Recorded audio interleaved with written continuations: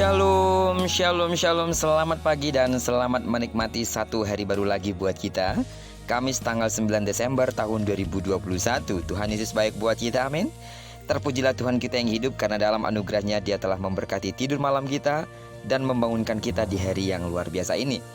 Baiklah, seperti biasa, sebelum kita lebih jauh melakukan semua kegiatan hari ini, marilah kita kembali sama-sama merenungkan firman Tuhan yang akan menjadi pedoman dalam menjalani hari ini, yang akan tetap kita ambil dari pembacaan Alkitab 25 hari bersama kitab 2 Raja-Raja. Baiklah, hari ini kita telah berada di hari yang ke-24, maka kita akan membaca kitab 2 Raja-Raja pasal yang ke-24, ayat pertama sampai dengan ayat yang ke-20. Judul perenungan kita, Ketika Allah Benar-Benar Marah. Sebagai pengantar renungan kita hari ini, saya akan coba bacakan untuk kita ayatnya yang ke-20. Sebab oleh karena murka Tuhanlah terjadi hal itu terhadap Yerusalem dan Yehuda, yakni bahwa ia sampai membuang mereka dari hadapannya. Zedekia memberontak terhadap Raja Babel. Kita sudah tahu pasti bahwa Allah kita adalah Allah yang panjang sabar dan penuh dengan anugerah serta belas kasihan. Namun perhatikan baik-baik, ketika umatnya terus melakukan apa yang jahat, maka penghakiman Allah akan datang dan hal tersebut sangatlah mengerikan. Dalam pasal hari ini kita mendapati setelah kematian Yosia, kerajaan Yehuda merosot secara tajam. Anak-anak Yosia silih berganti menjadi raja, tetapi mereka semua melakukan apa yang jahat di mata Tuhan. Anak Yosia yang terakhir menjadi raja, yaitu Zedekia, juga melakukan apa yang jahat di mata Tuhan. Semua ini menunjukkan bahwa Yehuda sedang berjalan menuju kehancuran dan Allah tidak lagi memberikan mereka raja yang baik. Zedekia melakukan hal yang bodoh seperti Yoyakim. Pertama-tama ia takluk kepada Babel dan membayar upeti, kemudian ia memberontak terhadap Babel. Karena Yehuda sudah pernah memberontak terhadap Babel sebelumnya, kali ini Babel tidak lagi berbelas kasihan terhadap mereka. Babel mengepung Yerusalem sekitar 2 tahun lamanya dan akhirnya dapat menghancurkan tembok kota Yerusalem.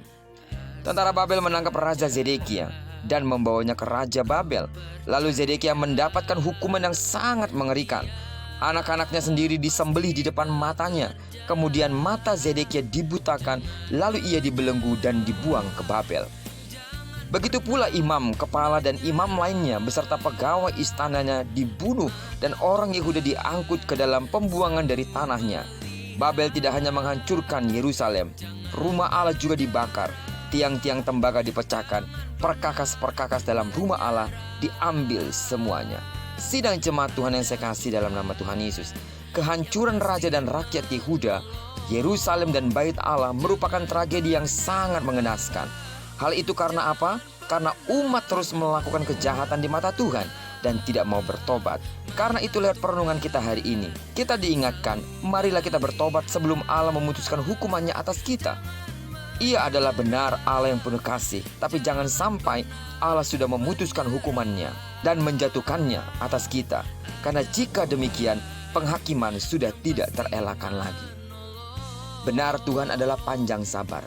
Benar Tuhan adalah kasih setianya turun-temurun. Benar Dia adalah Allah yang sangat memperhatikan. Namun jangan sampai kita mencari aman di balik semuanya itu, karena kita tidak mau memutuskan untuk melakukan hal yang benar di mata Tuhan. Jadilah menjadi anak-anak Tuhan yang selalu setia di hadapannya dan belajar serta berusaha memuliakan namanya di dalam keseharian kita. Sehingga dengan demikian Tuhan akan terus memberkati hidup kita dan memelihara kita sesuai dengan perjanjiannya atas hidup kita. Diberkatilah kita semua.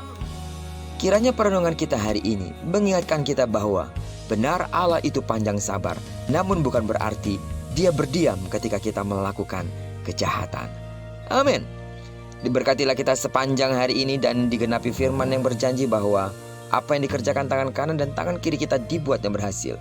Kemanapun kaki kanan, kaki kiri kita melangkah, di sana kemuliaan Tuhan dinyatakan. Amin. Jika bersatu musuh datang menyerang engkau, tapi karena kekuatan Allah ada padamu, maka musuhmu akan lalu daripadamu. Semua persoalan yang harus engkau hadapi hari ini, percayalah, kemenangan Tuhan akan berikan kepadamu. Asal saja terpautlah terus kepada Tuhan dan berlindunglah kepadanya.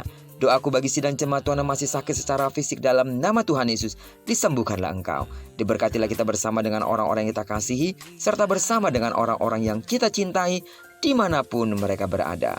Terpujilah nama Tuhan. Shalom.